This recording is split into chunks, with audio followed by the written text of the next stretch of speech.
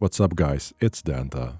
Now today I'm going to show you how to get the Glory of the Dominant Raider achievement in a fast and easy way. For this achievement we have to go back to a place that will probably make some of you depressed. The Sanctum of Domination.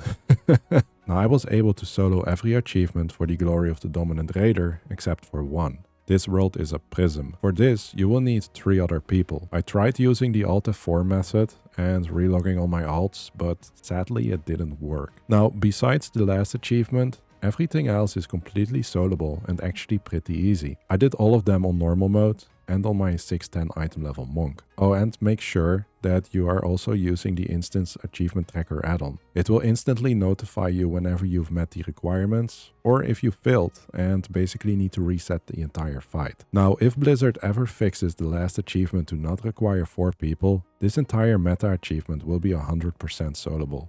Anyway, I don't want to make the intro any longer than it has to be, so let's just get started with the achievements. So, after making our way through something even worse than hell and entering the Sanctum of Domination, we can start with the first achievement. This one is super easy on a decently geared character with some movement speed abilities. For this achievement, we need to reunite Morias with buttons when the boss is going to cast Hungering Mists. Now the easiest way to do this is by using 2 macros, one to target buttons and one to target Morias. I will have the macros in the description below. Now when you enter the raid, you will notice these infused Goliaths. Now when you kill them, they will let you select an anima power. I highly recommend picking Ever Beating Heart, which prevents fears and stuns, making this even easier to solo. Now once you have your macros and anima power, engage the boss. After a while, he will start casting Hungering Mists. This will cover the ground with black zones. Now at this point, all you have to do is use your targeting macros, look around for buttons, click on him and bring him back to Morias. Once they are together again, kill the boss and you will get your achievement. For this achievement, you need to find and pet Mr. Bigglesworth multiple times to guide him to Kel'Thuzad. Now, to avoid unnecessary backtracking all the way to the start of the raid once you reach Kel'Thuzad, I highly recommend petting Mr. Bigglesworth right after defeating the first boss. You will find him on the right side in the room after taking the portal. Next up we have I Wish You Were Here. Now for this one you need to take a selfie with the boss after he finishes casting Immediate Extermination. So to do this, you first have to bring him down to around 30% HP. At that point he will start casting Immediate Extermination. Once he does that, go to the satchel that's located against the wall and click on it. As soon as you do, you will instantly go into selfie mode. All you have to do now is run close to the boss and press the first action button to take a selfie. Be careful not to fall off the platform. Once you've taken the selfie, kill the boss and your achievement should pop up. Now if you are doing this with multiple people, make sure that everyone is in the picture. Also, don't forget to stand close enough to the boss while taking the selfie, otherwise you won't get the achievement.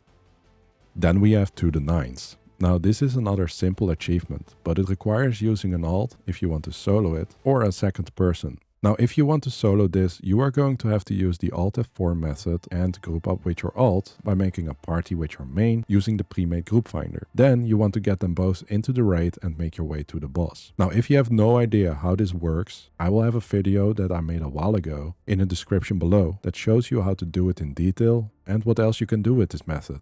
Once you have your 2 characters in the boss room, you want to nuke down the 2 mini-bosses and then simply position your characters near each other. Make sure not to stand near the edge, because otherwise you will probably be pushed off. Eventually the boss is going to cast Fragments of Destiny on your characters. Just wait until she has cast it 5 times while cycling through your characters so that they won't log out. Now once both characters have 5 Fragments of Destiny, simply jump off the platform with one of them. When that character dies, all of their fragments will be transferred to your character that's still standing on the platform, giving you 10 stacks, which will then create the Shard of Destiny. After that, you can simply nuke down the boss to get the achievement. Now I did this with my main and second account, since I was also going for the last achievement, but otherwise I would have also done it with one of my alts.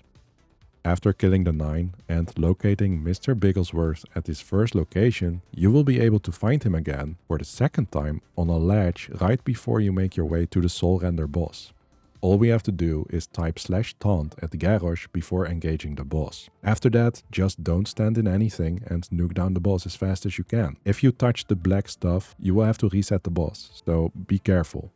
For the next achievement, we have to score 3 goals by throwing an orb through 2 pendulums at once. One of them is simply hanging still while the other one swings around. Now, while you are doing this, the boss will cast knockbacks, which you can easily roll out of if you are doing it on a monk like me or by using any other movement abilities. Using those abilities won't drop the orb, which is nice. So here is how to get the achievement. First you have to engage the boss and wait.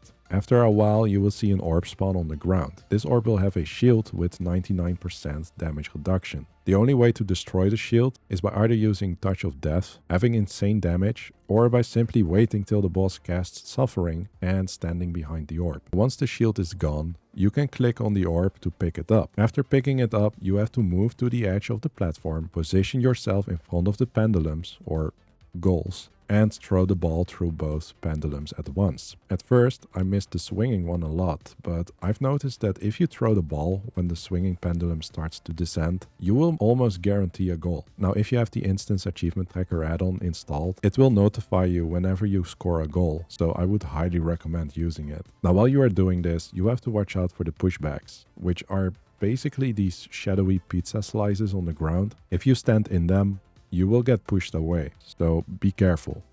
Then we have Whack a Soul. This achievement is also very easy. When you enter the boss room, you will see this lever immediately to your left. Click on it, and after that, engage the boss and nuke him down. He might actually start jumping away for a while, but don't worry, he will come back, and whenever you kill him, you will still get your achievement. Next up we have Knowledge is Power.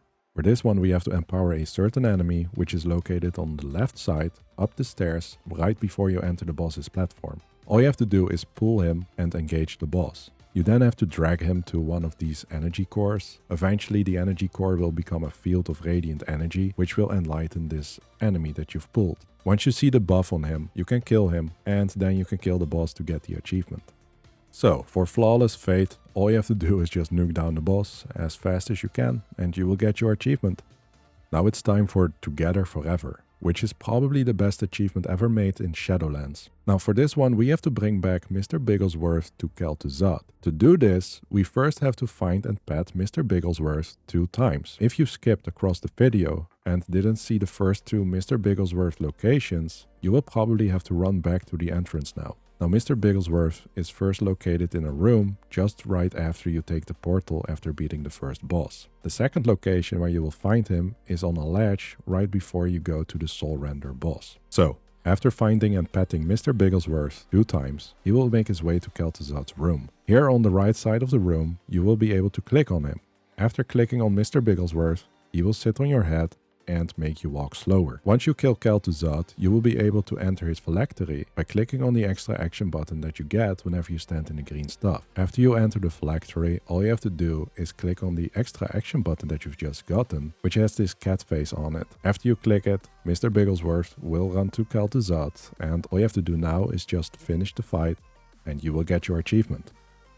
So, this is the achievement that requires a total of 4 people.